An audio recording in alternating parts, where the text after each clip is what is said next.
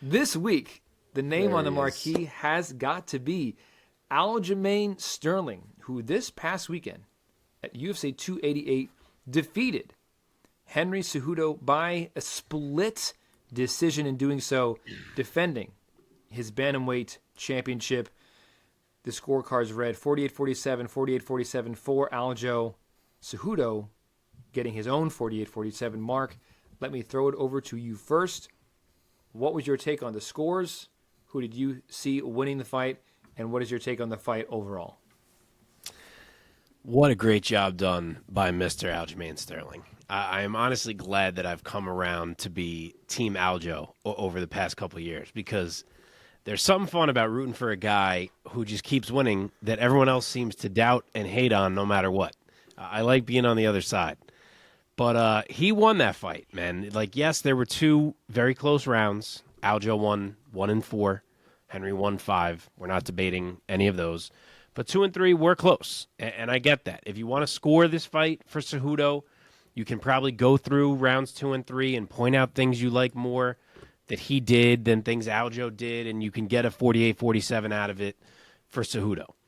But you can just as easily do that same thing and say Aljo won all of the first 4 rounds of that fight and scored 49-46 for Aljo. So, and for reference on MMA decisions, for what it's worth, 53% had it for Aljo. The majority had it for Aljo. 43% had it for Cejudo, and that's of the people. The real kicker is of the 23 experts listed on MMA decisions, 21 scored the fight for Aljo. And backing up the point I just made, there were more who scored it 49-46 for Aljo than who scored it for Henry at all. So he won that fight. He didn't blow our minds. He didn't continually backpack Cejudo or choke him out or anything like that. But he fought well. He used his length in ways that we weren't 100% sure he was going to be able to do. He kept Henry outside. He matched him with the wrestling in every moment, which was really impressive, even outdid him at numerous times.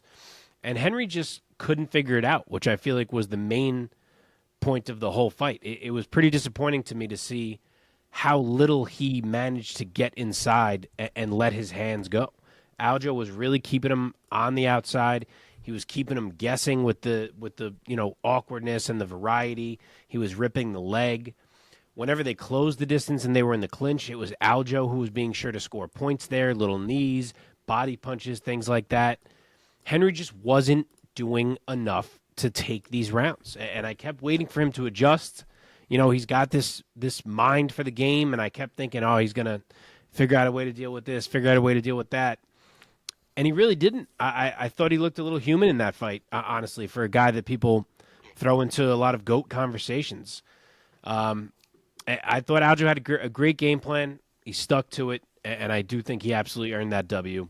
So Henry's dreams of being triple champ are going to have to be put on hold, at least for now.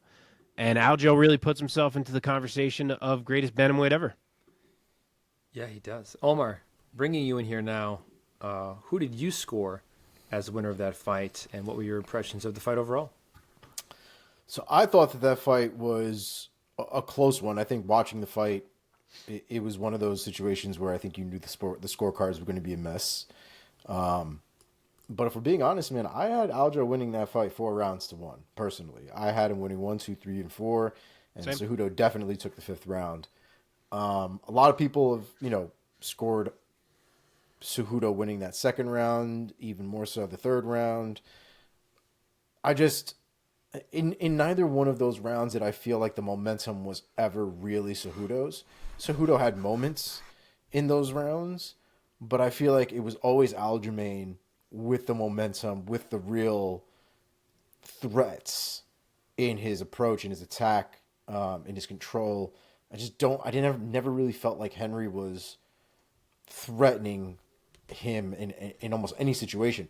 The striking I thought was really odd too. I thought Henry would be able to adjust to the length, but the karate style that he has doesn't work if you're that far away from a dude.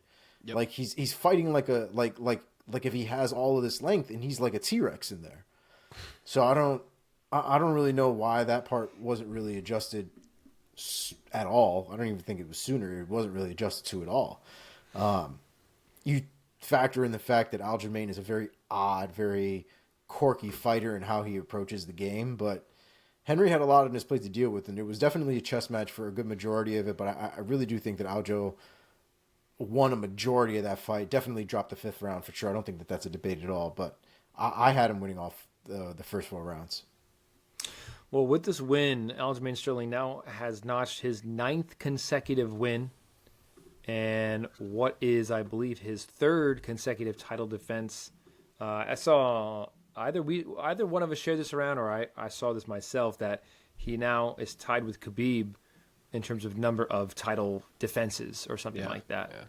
Yeah. And so he's getting up there already in kind of a sneaky way. Did you score for him, Mike? I sure did. Yeah. Okay. I couldn't remember. I'm sure we talked about it. I couldn't remember. Yeah. I didn't have an eye for scoring, but I had a sense of the fight the whole time. I was like, I think Aljo is, kind of running away with it on the scorecards. Yeah, I liked Omar's point of that. It never felt like Henry was in control at any point, really, until the 5th. It always felt like it was Aljo's fight.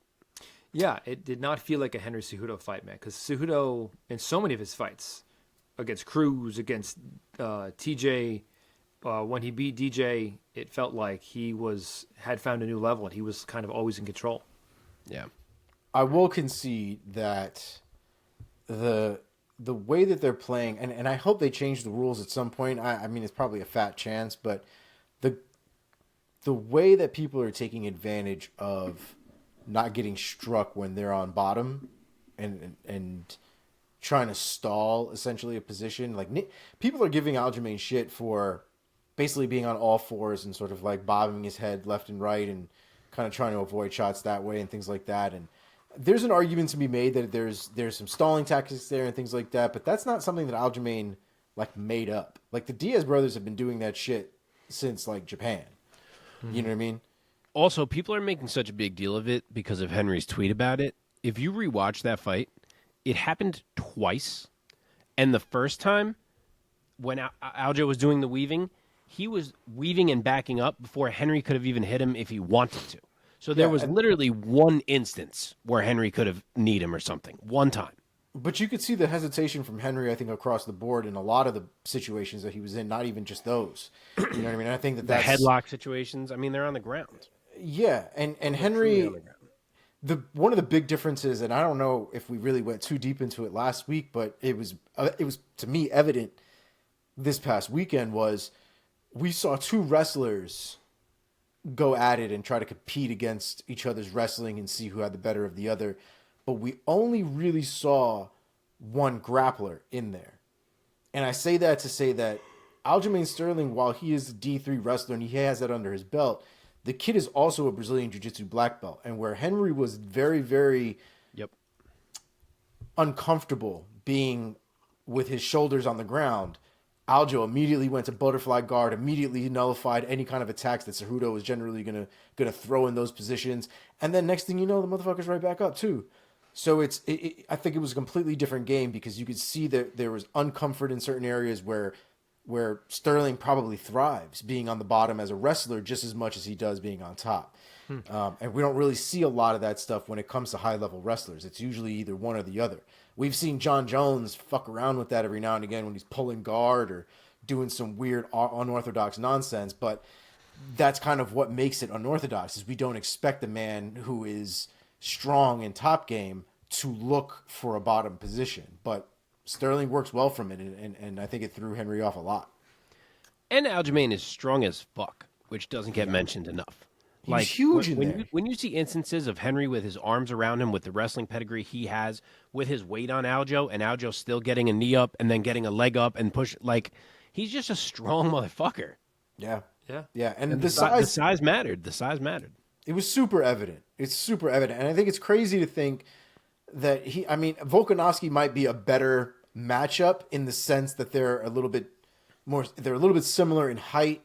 The fight style, I think, probably works a little bit better with Henry Cejudo's fight style. But Aljamain Sterling was stylistically a nightmare for Cejudo as far as I'm concerned. Yeah, it was tough. It was tough. Man. Sorry, Mike, we detoured you there. No, it's fine. Let's talk about where these two gentlemen go from here. In terms of the title picture, we have a pretty good sense with the face-off that happened in the cage immediately after the fight between Aljamain Sterling and Sean O'Malley, with early contender for one of my memories of the year is when Merab Dvalishvili kind of secretly took Sean O'Malley's coat when he took it off, his jacket. He had this like red leather Michael Jackson style jacket. He takes it off for the stare down because he had no shirt on, and he had no idea that Merab is the one who like took it from him, and Merab puts it on, and then he's like basically standing between them. Freaking hilarious. It's incredible. And the jacket was on in 3 seconds on Merab, and he's just perfectly situated in the middle of the camera. And then Merab has gets a out of the gift cage for always being in the dead center of the camera. Have you noticed this? Who? Like every backstage clip of Aljo, anytime where you see Aljo talking to his opponents or run-in with opponents, anything, the dead center of the camera is always Merab. Like, he's always fucking there. Dude, I have never seen a man more excited to be in the middle of bullshit than Merab. Oh yeah, he loves it. He does. Merab fucking loves it. It's hilarious. He's so I'll tell you much what fun, that though, guy. they got to be careful with the way they bring these people in the cage because Terrible idea. they brought him in behind Aljo. Aljo doesn't know where he is. He comes in. I couldn't tell if he actually bumped Aljo's shoulder or not. It seemed like he did bump it a little bit, and he's like saying something in Aljo's ear. Like that kind of shit when you don't know a dude is right behind you and it's a dude you're about to fight. Like that's a risky little situation. Yeah, There's easily tense. some type of guys who could end up getting physical right away with someone behind them like that. Play that shit with Vanderlei Silva. See if somebody doesn't end up in the fucking Yeah, hospital. man. You got to bring a guy in when it's very visible to the guy. You know, you can't take those kind of risks. Yeah, I mean Dana White acknowledged that it wasn't their best decision, but it also sounds like it was something that they had planned long before that moment. That was not in the spur of a moment kind of thing. Oh, I'm sure. Yeah, they told Sean long before that he was going to get in that cage, ideally. Right. So, yeah, not the smoothest move, really. That could have really went left. It's a good thing Aljo is like a chill guy because Mark's right. That could have definitely gone to the cops for sure. Yeah, man. So It you seems guys like think it's going to be pretty August or much September. So a done deal, foregone conclusion of O'Malley versus Sterling? yep. Matter of fact, for the listeners, if you want to know how something like that can go left, you can Google, because it has been, I guess, a decade now at this point. You can Google Jason Mayhem and Jake Shields Strikeforce Brawl. Have a ball with that one. That is the reason you don't do what they did this weekend without planning it accordingly, because fuck. That's as bad as it gets, guys. I mean, that was the Diaz's, man. It's like...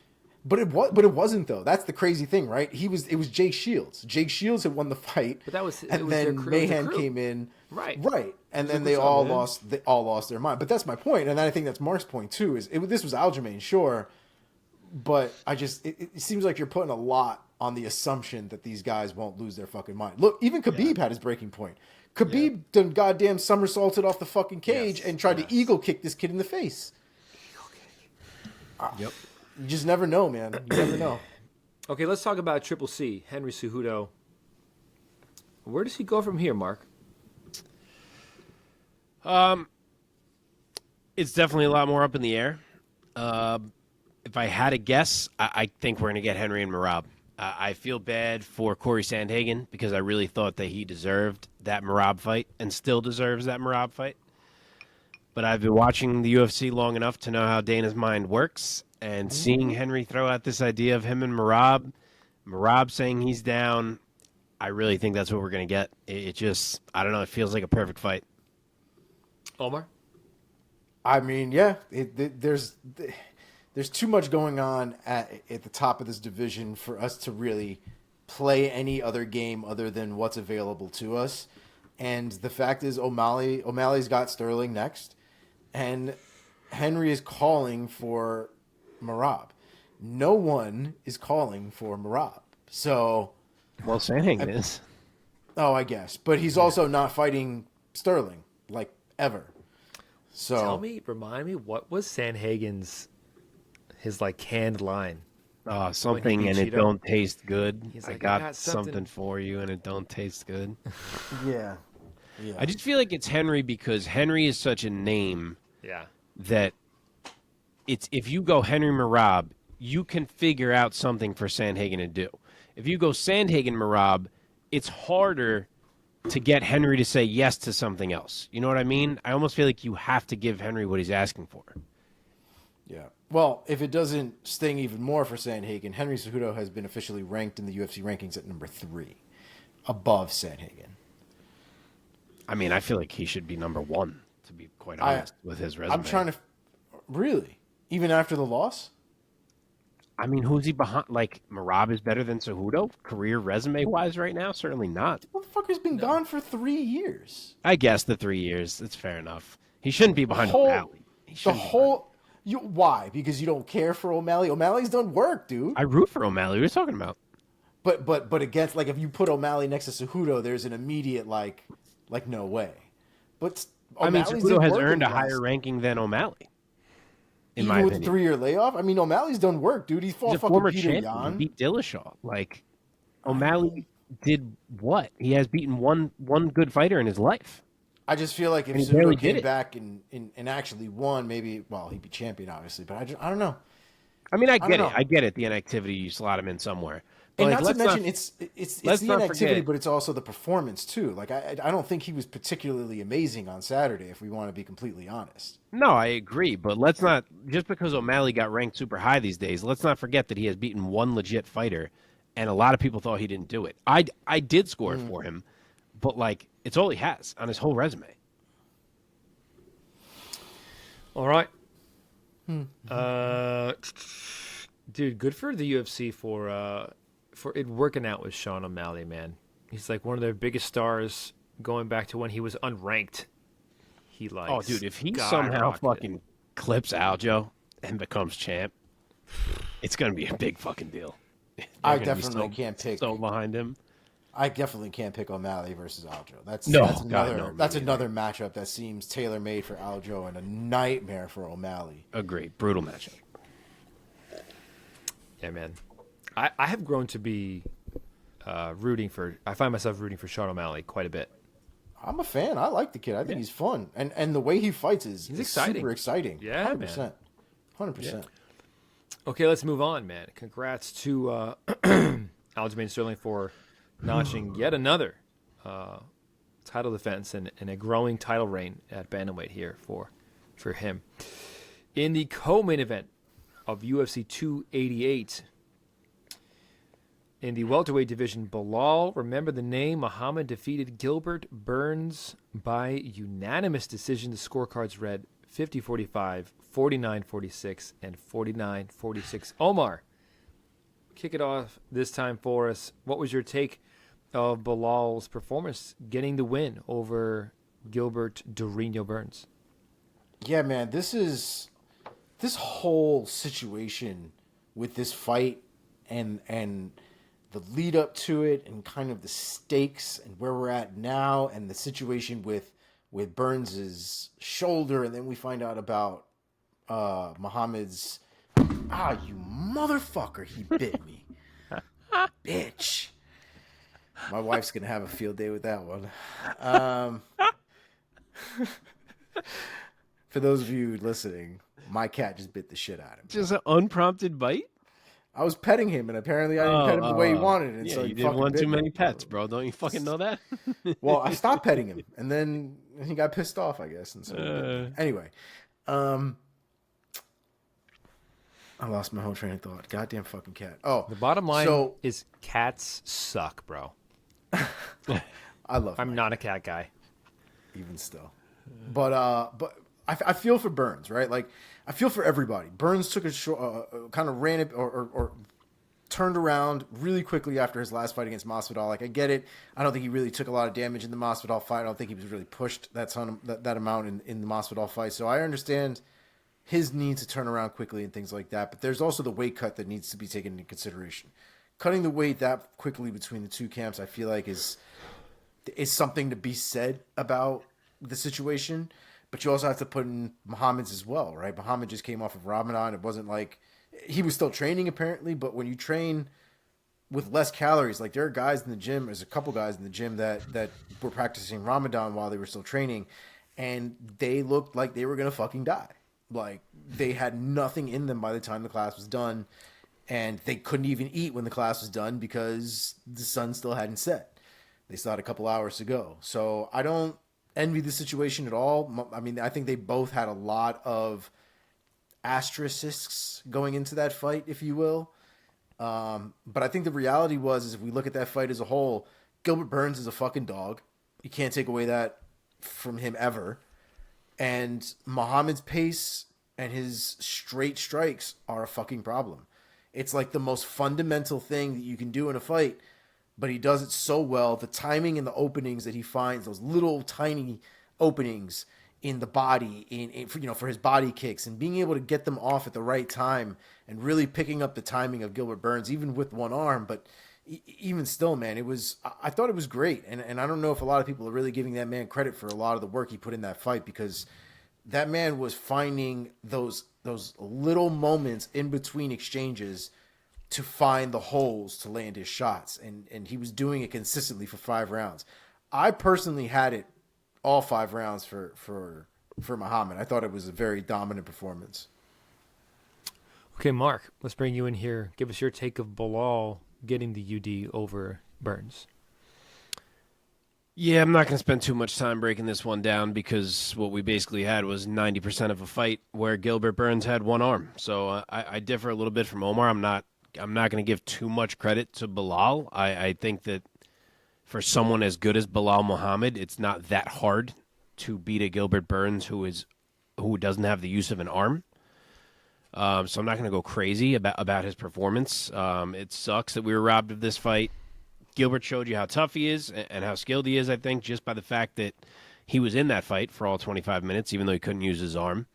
And watching that, I do feel confident in my pick of Gilbert Burns that he would have got that done if not for that. But, them's the breaks. Belal fought well enough for sure. He did what he had to do. He didn't take unnecessary risk. It's not the way you normally want to roll into a title shot necessarily. Like, I'm definitely not sitting here amazed by Belal's performance, but he looked good. I was impressed by the shape he came in with on such short notice, both physically and cardio-wise. He kept that pace up all fight, so that was good on him. And, the reward of the title shot is for the win streak. It's not as if it's just for this fight. It's a long win streak, and it is well-deserved, and I'm glad to see him get a shot. Okay, so if the title is right within the grasp of Belal Muhammad, what is next for Gilbert Burns? Omar, I'm personally heartbroken for Gilbert. I have become a Gilbert guy to see him lose in sort of dominant fashion. What do you think is next for him at welterweight? Yeah, dude. I feel for Gilbert, and I think this was going to be a lose-lose, as far as... I'm a fan of both, right? And I think if Muhammad would have lost, it would have sucked for him too, right? Because we've seen him kind of come so far. He should be getting a title shot, but he's not getting a title shot. Now we got to wait for the Covington thing. And so Belal got put in this weird, awkward position, but he takes one because, again, and not to mention Belal's the one that asked for it to be 5 rounds. That's some gangster ass shit. Was it Belal? I didn't know that. I believe it was. That's what... I thought it was Burns. Wow. Supposedly it was Belal. That's what I was hearing. Wow. So, it's a weird spot to be in for either one because both of them, it would have been sad for either one of them to lose for different reasons. But Gilbert Burns is in the position that he's in right now. The reality is that I think he's got to wait until we get this whole thing figured out with the top of the division because, Leon Edwards versus Colby Covington is happening. What do you do with Kamaru Usman? Belal's getting the next title shot, so Usman's not, but I don't know what Usman's actually doing. I'm kind of the mindset that I would rather see Gilbert Burns versus the loser of Leon Edwards, Colby Covington. That's kind of where my head is at. Gilbert Burns, I don't think has fought either one of those dudes. Nope. So I think it's about that time. Mark, what about you? What do you think is next for Gilbert Durinho Burns if you were the matchmaker for the UFC? Yeah, I don't know if I'm going to throw a specific name out. I just feel like this division has too many big players and it's too volatile and they're going to be fighting each other and he's not going to be back for a little bit, I'm sure, with whatever went on with his shoulder. Oh, so yeah. I think you wait and see how bad this is, what he needs to do, see who's where. But bottom line is, I think you put him in there with a top 5 opponent. Like, I get it, he lost, but he deserves that. The injury had a lot to do with the loss, so I want to see him return against a big name, whoever it is. And I don't hate the idea of it being the loser of Colby and Leon. I think that could potentially work. It may be one slight notch down from that, whoever it ends up being, but I could see that happen too. Okay. And I just hope Belal does get this shot. I feel like the timeline is just uncertain enough where it's like, well, we're definitely doing Colby and Leon, but we're not doing it in London because for some reason Leon doesn't want that. So we're going to delay it, but then we're not exactly sure how long we're delaying it. And I could just see it hit that point where they're like, Belal, you really should take another fight here. So I hope it does not play out that way. Okay, let's move on. In the women's strawweight division, UFC 288, Xiaonan gets the knockout victory over Jessica Andrade in the very first round, the official time 2:20 of round 1. Mark, start us off this time. Give us your take. Xiaonan knocking out Bastak. How do you say it? Bastate? Ah, fuck it. Bate Estaca? Bate Estaca. Is that There you it? go. I think that's it. I've had too much of my Italian. gentlemen. Yeah, monster victory for Jan. Jessica Andrade never even had a chance to settle into that fight. Jan was so fast. She was in and out. Andrade had to adjust to the range and the speed. And before she even had the chance to do it, she was staring up at the lights. So, honestly, I know Andrade always kind of fights this way, but her chin was very up and her left was low all fight as long as it lasted. So I'm not surprised that she got cracked like that. I do feel like she looked very open. I know she kind of always does the charge in, hands out here kind of thing. But I don't know. Her chin was just real high. But yeah, Jan freaking put her down. So she took what Andrade was giving her and she found the off button. So electric performance for Xiaonan and a huge finish. Omar, what was your key takeaway of this first round finish for Xiaonan over Jessica Andrade? I've been struggling with whether that fight was Andrade not taking Yan Xiaonan seriously, whether that was a patience issue, a sign of the decline of her career, not being able to react to those things properly. But the reality is if I go back and I just watch it from a technique standpoint, she's spamming left hooks, right? Like in most fighting situations, especially one where you're still measuring people out and you're still kind of feeling things out, you're not in a crazy scramble or exchange or anything like that. You're trying not to give away a pattern or present a pattern, at least not something that can be read so it can then be countered, right? And movement and timing and pace, yes, but more the cadence, I guess, of the fight, if that makes sense. There is a cadence to an exchange, to a fight, to a rhythm in a fight. And it just felt like Andrade was giving too much of it away, was allowing too much of it to be read, was not putting enough variety in there. And it just got to a point really quickly, because usually people take sometimes an entire fight to get to that point, and sometimes not even with a knockout.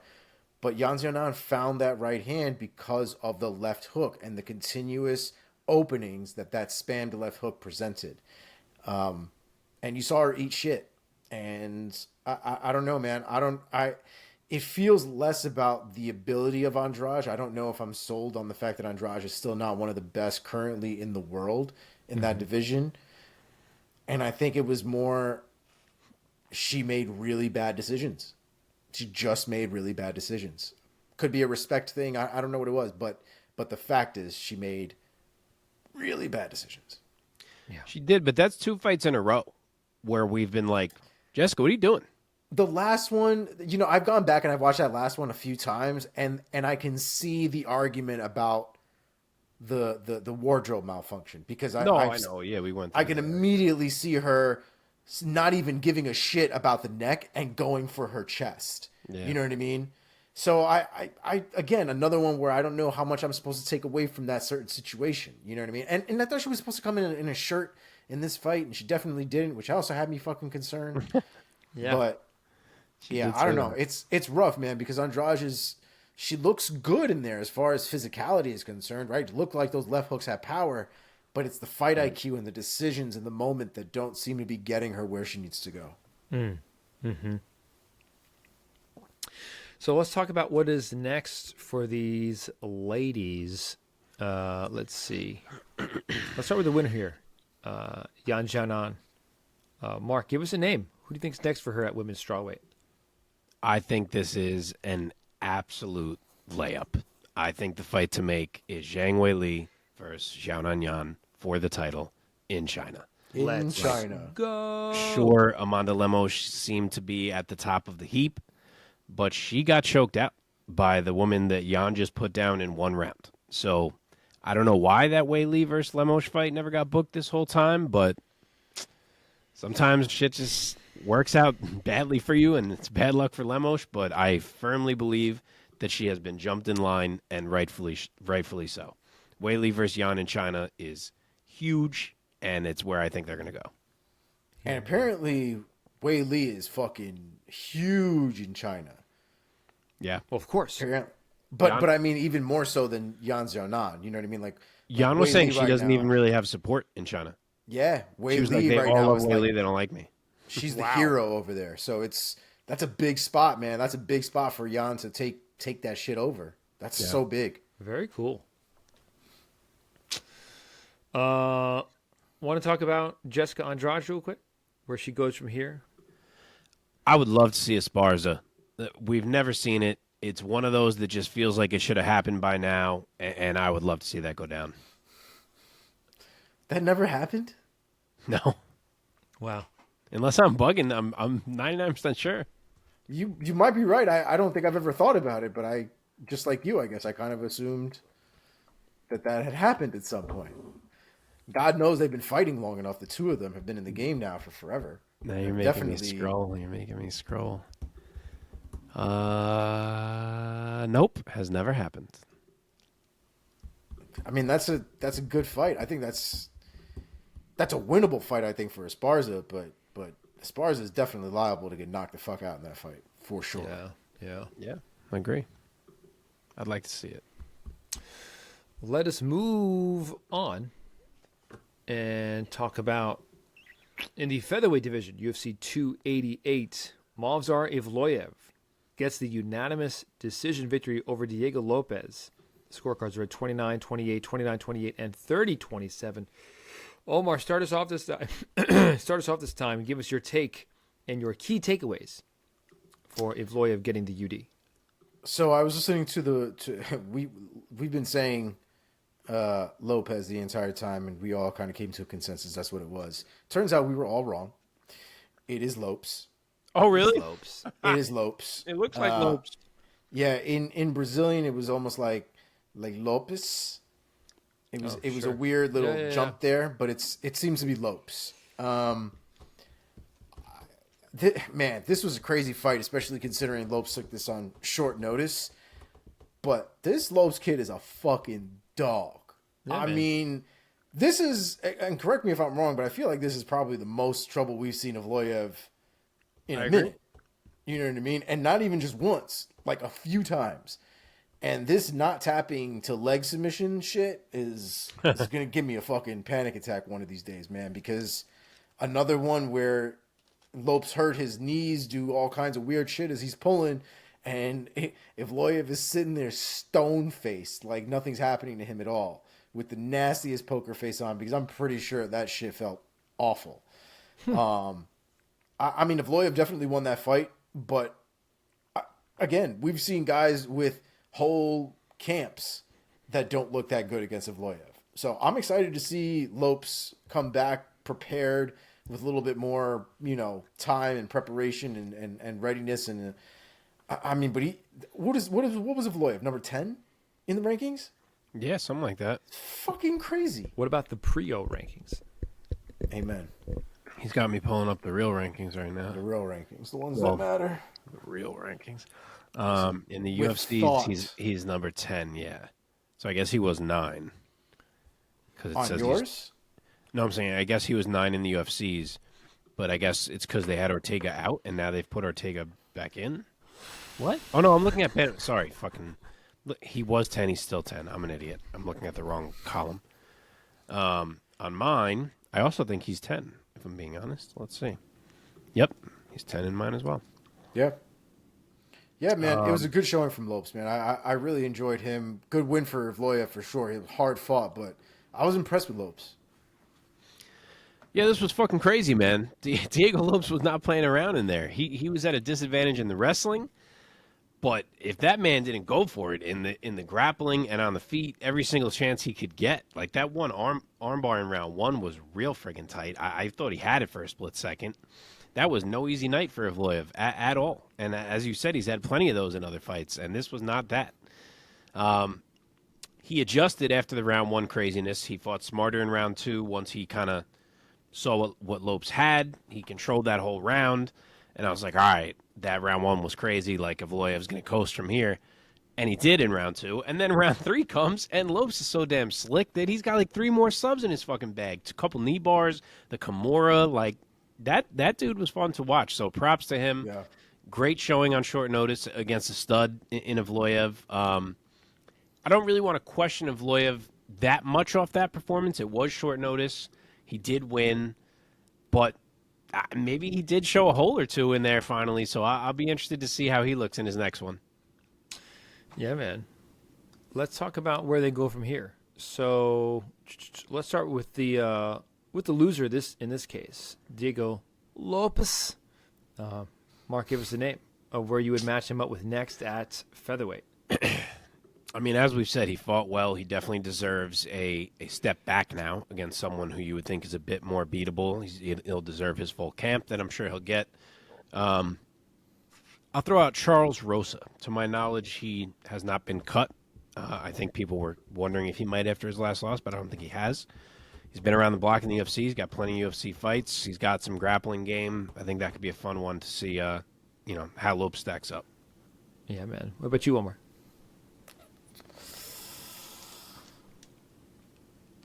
This is for Evloev, yeah? No.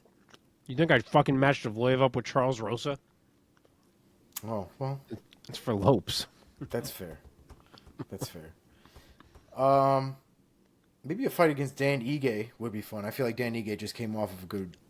What's the problem here? For Lopes? Why not? God damn. Not giving this kid a chance to even get a W. No, fuck that. Get in there, son.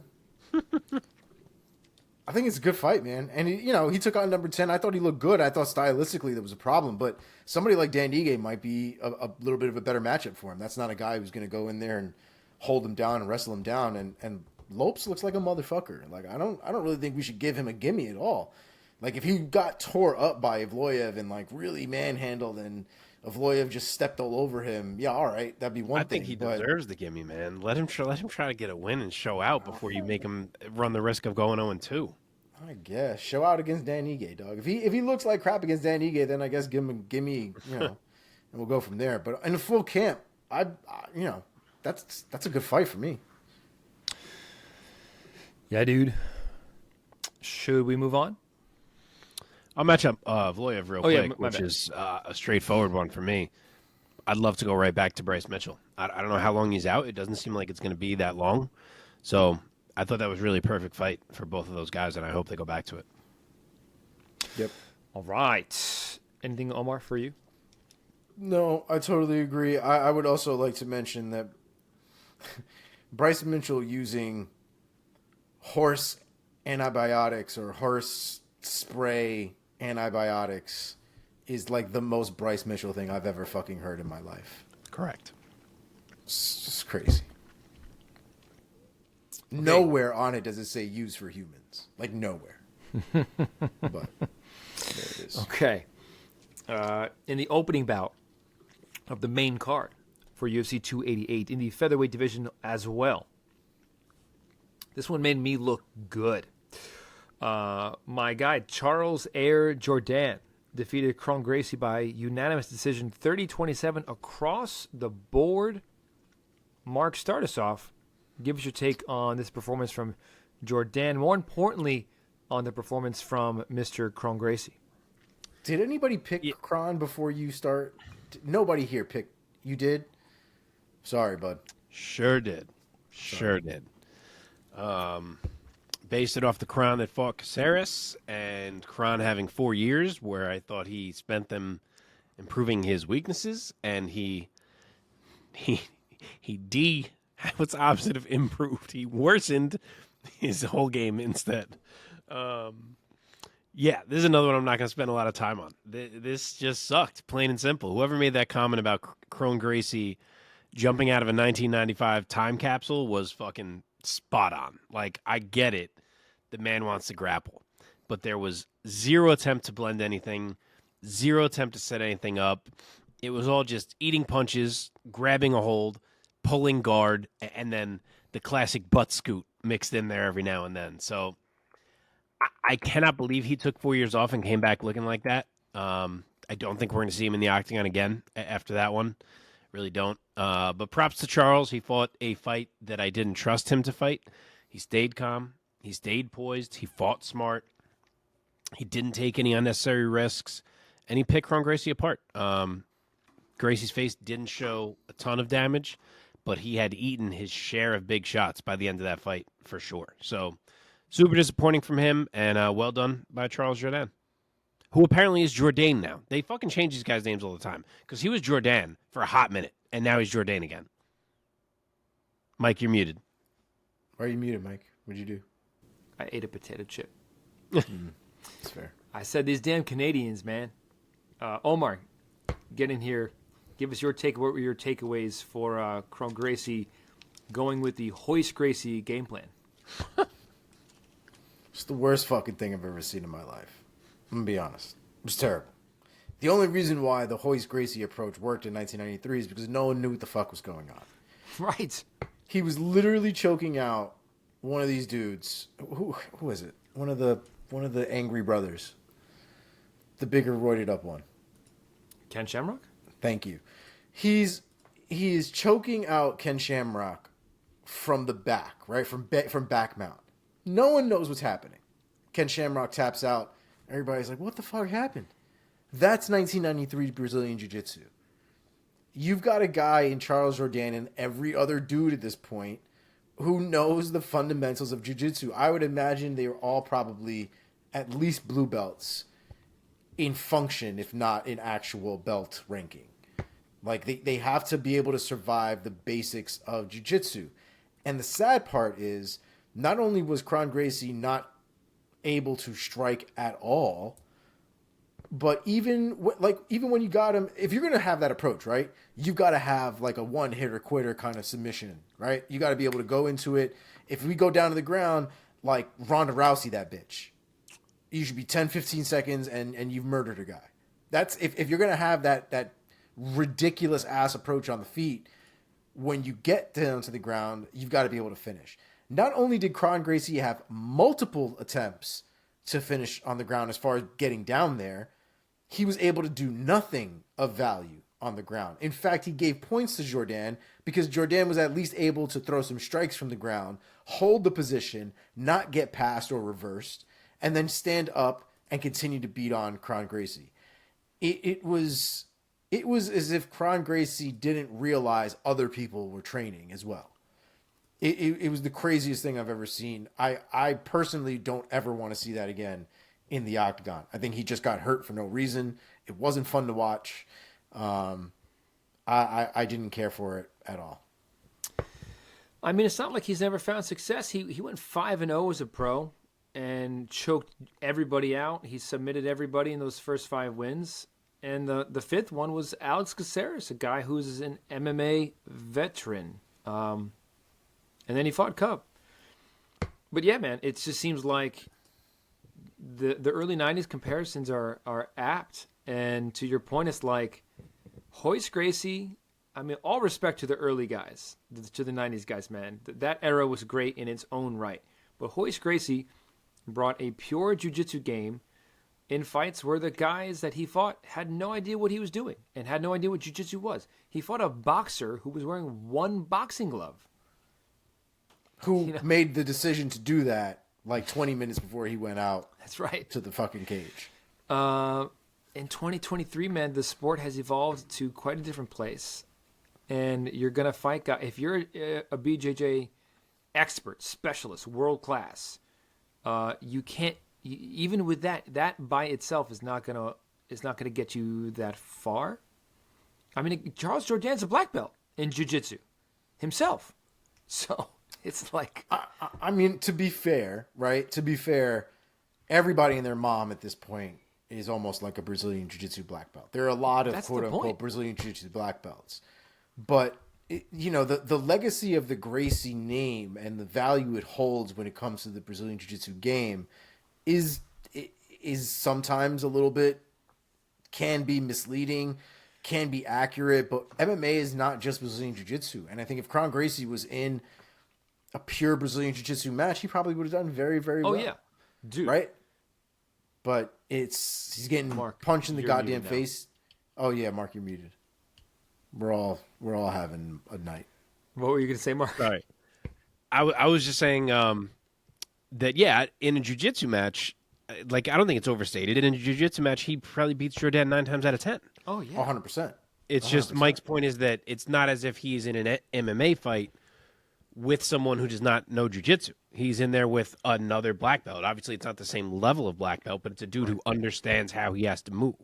Right. And the fundamentals that Jourdain showed on the ground to keep himself from getting fucking murdered is the same fundamentals I wish Kron Gracie had standing up, because Jesus, Mary, and Joseph. I mean, Exhibit A, guys, is Gilbert Burns. He's a guy who has world-class jiu-jitsu, but has so many other skills in there, including phenomenal stand-up. Yep. Kron needs to know how to throw a fucking takedown too, because whatever was going on there was hella dangerous. There were knees for days that could have been thrown. Yes. I mean, yes. I thought the same thing. dude, those entries are His head less was on than a tee ideal at let's some say. points. Yeah. It's wild. So if Kron Gracie might not see the UFC octagon again, what do you guys think might be next for him? He's 34, so it's not like he's that much over the hill. Do you think he has MMA fights in his future, Mark? I really will guess that he's done in the UFC. If he is not, and I get it if he's not, he's only 1-2. He did beat Alex Gracie. Ferris. If he's not, Ryan Hall is going to need a return fight, and I would fucking watch. Hell yeah, man. Ryan Hall and Kron Gracie? Yes. Yeah, you can sign me up for that. That's fine. Hell yeah. I'm good with that. All the casuals who just want to see kickboxing are going to be like, what is going on? Yeah. Okay, what about Charles Jourdain, is it now? Apparently, yeah. Charles Air Jourdain. What is next for him? Omar, give me a name at featherweight who you think is next for Charles Jourdain. So, I've already booked this kid. This booking's really chapping my ass. I think we should give Charles Jourdain somebody with a little bit of value. I mean, he just fought Kron Gracie, which really in the end kind of meant nothing. I would like to see him fight somebody that he can get some real. I mean, he can't even the name value in the Gracie with that performance just didn't even seem like it was worth it. But I would say let's see if we can maybe give him Andre Fili and see what we get out of that. Okay. I'm at a nearly identical level of fighter, I feel. I know he called out Edson Barboza. I think he's going to have to do a bit more to earn a fight with an Edson Barboza. But I'm going to say Bill Algeo. I feel like that's a quality next step. As I said, I feel like kind of same level Omar just said. He for him to beat a guy on that type of level of Fili and Algeo, that would let him move into kind of the type of fight he's calling for. Okay. All right, boys, let's keep plowing ahead because we still have plenty of show ahead of us.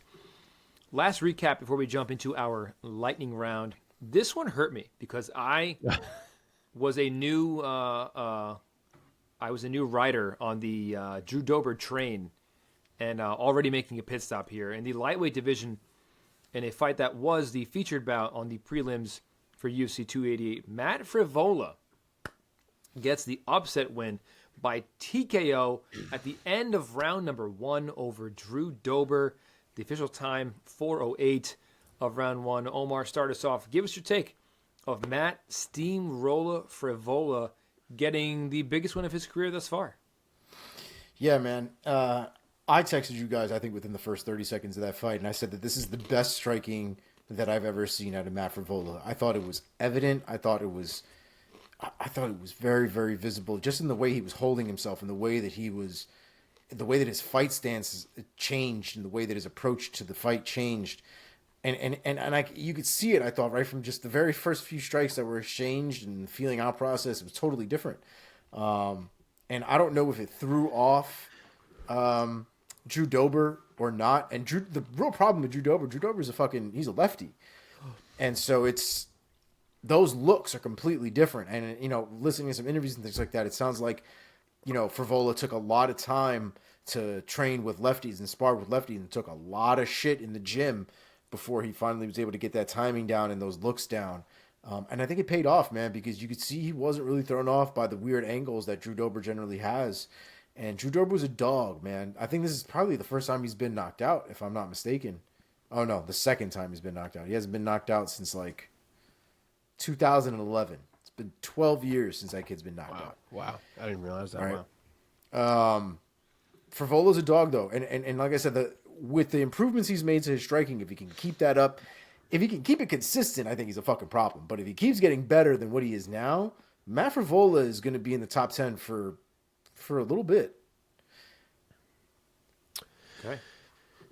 Yeah, we were pretty fucking 500 on this card. It was not our best. I mean, Burns was the injury, but Andrade, Dober, Marino Rodriguez blew it. We were on the fence with half of these fights, though, as it was. Yeah, but yeah, I mean, this one, I didn't see this one coming. I really not didn't. like this.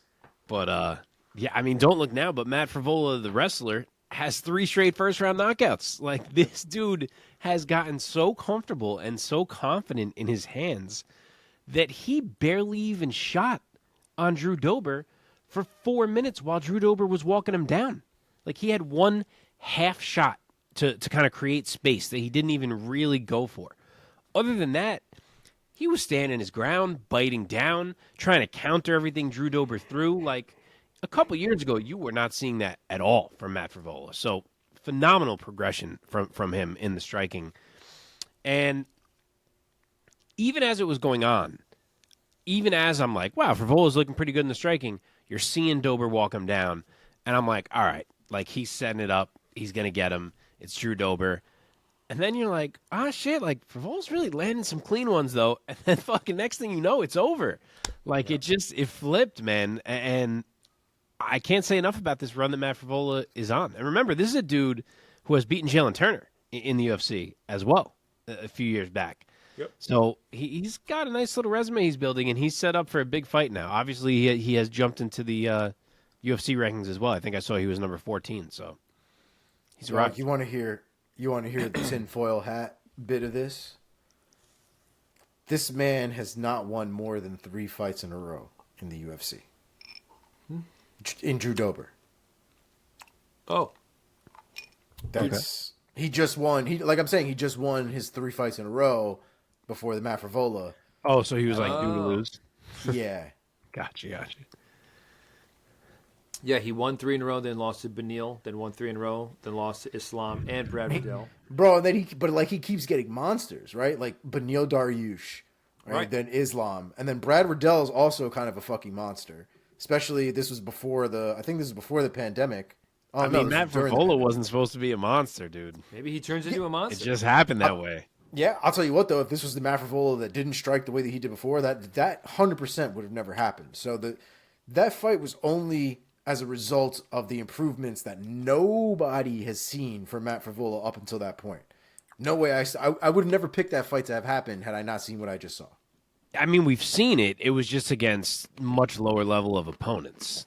He did the same shit to Azaitar last fight. Yeah, but the technique was totally different. The approach was different. It's still hard for me to believe, or for me to actually think that he's a top 15 fighter. My mind is no, he's not. It's just breaking that way right now, but he's not. Huh. Yeah, but he's here, though, I don't know, man. maybe he is, man. He's here. Did we match him up yet? No, we didn't match him up yet. If you were the matchmaker of the UFC, who would you be matching up, Matt steamroller Frevola with next? Oh, shit. I don't think Patty's a bad choice by any means. It's not exactly taking advantage of the fact that you just became ranked. There's probably a more established name you could end up fighting. But Patty's a big name, and it's the fight that Matt wants. He's been asking for it for a while now. And Patty said he's down, so I think maybe that's what you do. Okay. Omar? I agree. The only problem and the only pause I have is the time frame, because I don't know what Patty is doing right now. I know that ankle injury has got him sidelined, and I don't know for how long. I think he just had surgery like a couple weeks ago. So I don't really know how long that's going to take. And I don't know if the Patty fight is really, especially considering Patty is, at this point, pretty far behind him in the rankings.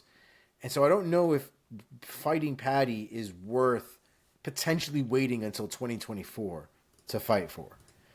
If it's that long, I wouldn't wait. For some reason, I thought Patty was going to fight in like November. I mean, even still, dog, November is... Frevola seems like that's what he wants. Obviously, he must know Patty's timeline. Yeah, I mean, I don't know if he does. I don't know if he does. I think he wants that fight because I think that fight does bring name value, right? I think the eyes will be on him, especially if he's able to capitalize on a real good knockout or submission or something like that. Like, regardless of the ranking, people are going to see that and his star power goes up. Ranking, not really, but star power for sure. If you take Patty out of the picture just based on availability, for me, I think it is time to see that rematch. I think Frevola is a completely different fighter. So I'd rather see him fight the loser of the Jalen Turner. Hold now. I had it. Turner and Hooker. Thank you. Jalen Turner and Dan Hooker. I think loser of that fight fighting Matt Frevola, I think that's where we're at now. Yeah. Yeah. That's my fight for Drew, actually. Really? Yeah. I feel like that's a step up after a loss. I mean, one of them is going to lose too. They were ranked right next to Drew. He lost, and one of them is going to lose. No? Well, they got Matt Frevola at 14, and they got Grant Dawson at 15. And Drew was 15, and then he lost. And now he's gone. So that's what I'm saying. Like, Jalen Turner, if he loses, is also going to be gone. How do you figure? Same with Jalen Turner's Hooker. number 10 right now, and Dan Hooker's 11. Oh, that's a joke that they're that high. They shouldn't be that high. But I'm looking at my own rankings. That's crazy. That's absolutely crazy. Over Demiris Magalov they have. I mean, the rankings are so stupid. Renato Moicano is number 13. They're so stupid. Who is not even... Is Mateusz Gamrot not here? Oh, no, he is here. I see him 7. now. Yeah. I don't know, whatever. I'm not doing this right now. Yeah, sometimes I don't look at the UFC's rankings. That's wild to me that Jalen Turner is already number 10. Their rankings. Okay, let's move on. Let's move on into our lightning round.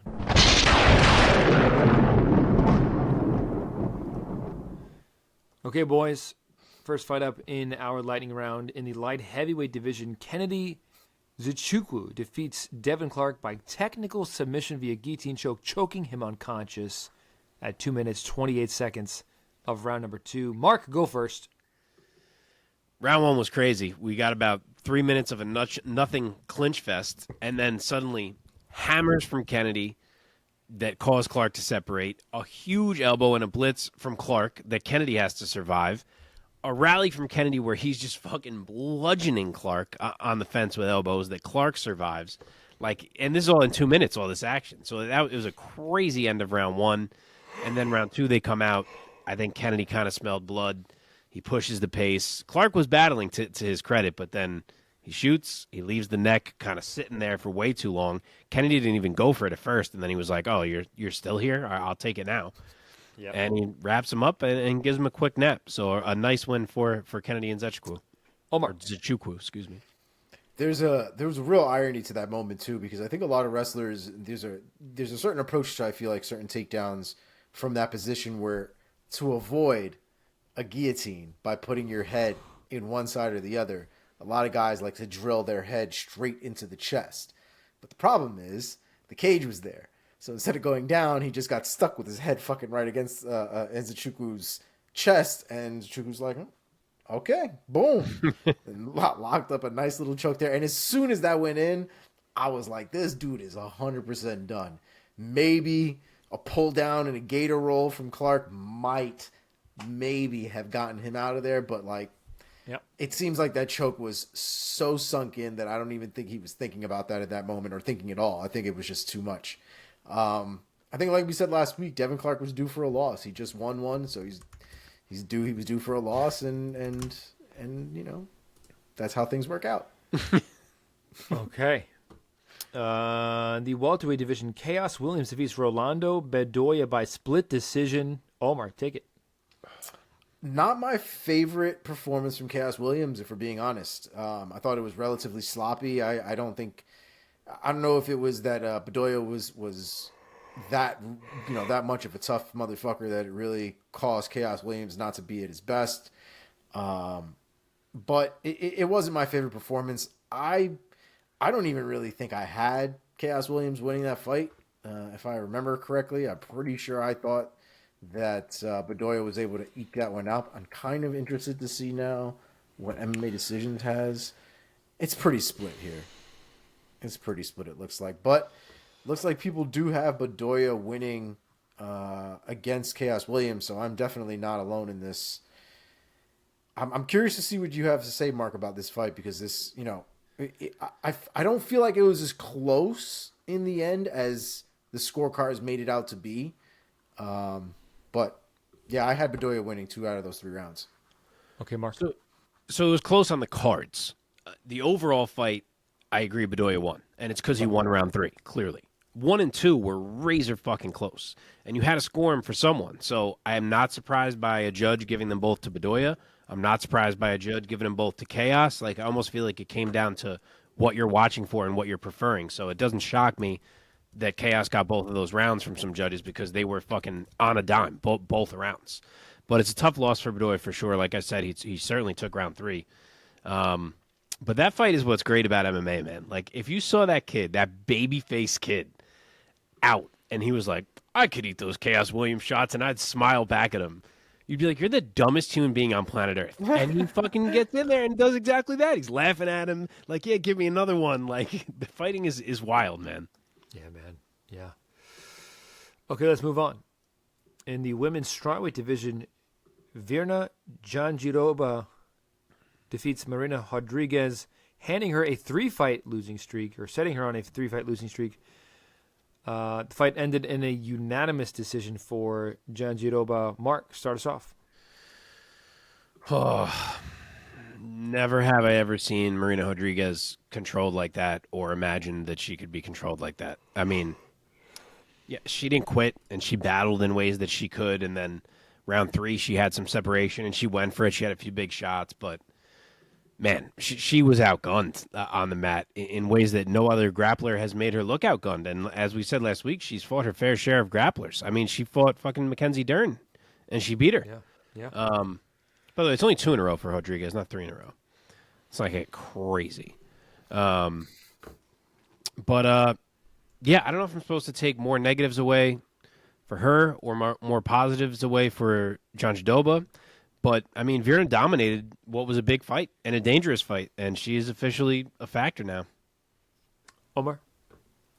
Yeah, man. This was kind of the thing that I was worried about last week. Jandiroba's her ground game is weird because she's also not one of these women who cares too much about how exciting her style really is when it comes to the ground game. And it was very much control over anything else when it came to her approach.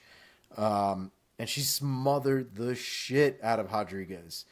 And this is what I was concerned about. And I picked Rodriguez. I thought she would be more successful with the boxing. I didn't really trust the takedowns and the ability to get to the ground as much from Jandiroba. But I knew that once we got to the ground, I knew that Jandiroba could be a potential problem. Just never really thought she'd be that successful at getting it there continuously. So good on her for doing that. I knew the ground game was going to be a problem, but I think she really set herself apart in the division with where her ground game is. Okay, in the heavyweight division, Parker Porter gets back in the win column with a TKO victory over the UFC debuting Braxton Smith. The official time, 2:10 of round number 1. Omar, kick it off. Dude, I love watching gigantic human beings flail around and smash each other in the face. And like I say, most of the time, the heavyweights are not... You're almost never going to watch a heavyweight for the technique in a fight. But goddamn, does it feel nice to watch some guys just smash each other to bits with like baseball bats for arms and hands. And it's a great time. Loved it. Good from Parker Porter. I personally wasn't super invested in the fight, but like I said, always a good time to watch the big man fight. Mark. Props to Parker Porter, man. He did some work to get himself into shape, and it was very visible in comparison to the last time we saw him.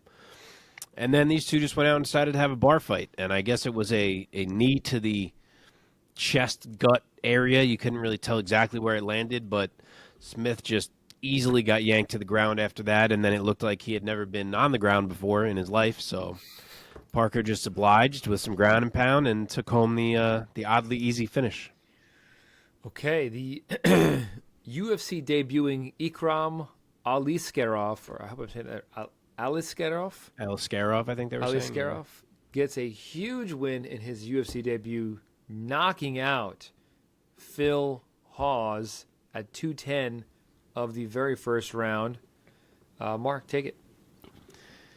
Dude, Phil Hawes looked so good early, and then he just got sniped from the bleachers and took a coma. He dipped his head right into a right hand. His head and his shoulders were already retracted, and there was just no room to even absorb the blow, and he just went down like a friggin' rock. So you can't get a much cleaner KO than that, and to do that in your debut over a proven guy in Phil Hawes is pretty friggin' huge for Aliskerov. Not to mention, he didn't even show his wrestling at all, which is supposedly like his calling card. So very interested to see him again. Omar. Yeah, I feel bad for Phil Hawes, man. I don't you? I feel like the dude, because the man, you could see the man puts in work, but like the luck is just not on his side, man. Because just like Mark said, he was looking good, and the shot that he ate was so fast, so quick. I can't even say that shot lands every time in a situation like that, but it landed right on the button for Phil Hawes. And at this point, man, I just think Phil Hawes has been turned off too many times that the switch is just a little loose. Yeah. And it's just too easy at this point to turn that man off. And I'm kind of at the point now where I don't really want to watch it anymore because he goes out completely now. Like, it's not great. It's not great. Yeah. Yeah, he's 34 years old, so it's not like, he's it's not like he's 24.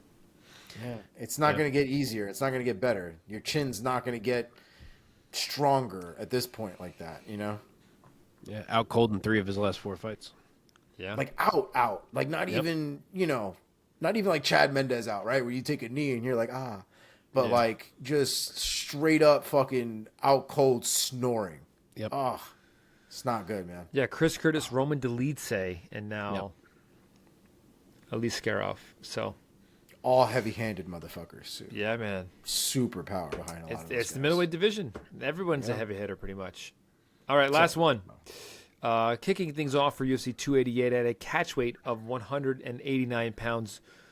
Claudio Ribeiro defeats Joseph Ugly Man Holmes by TKO in round number 2. The official time, 3:21. Omar. I will say this. I think that I don't particularly find Ugly Man anything amazing, right?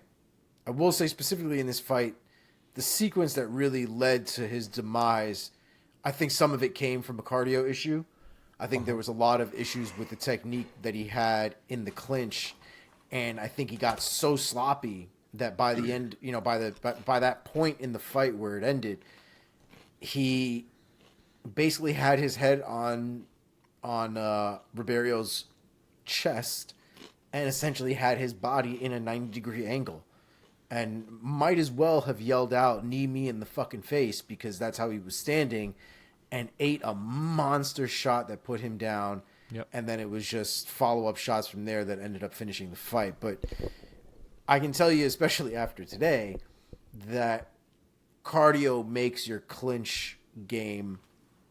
Cardio tests your clinch game, and it is a very different game and a very different feel than when you're at distance and you're striking. Even when you're exchanging in the pockets and moving back, it's not the same use of cardio inside in the clinch and out. So there was a lot of that work in there in that fight, and I think it got to Holmes, and I think it just killed him in the end. Mark, take us home.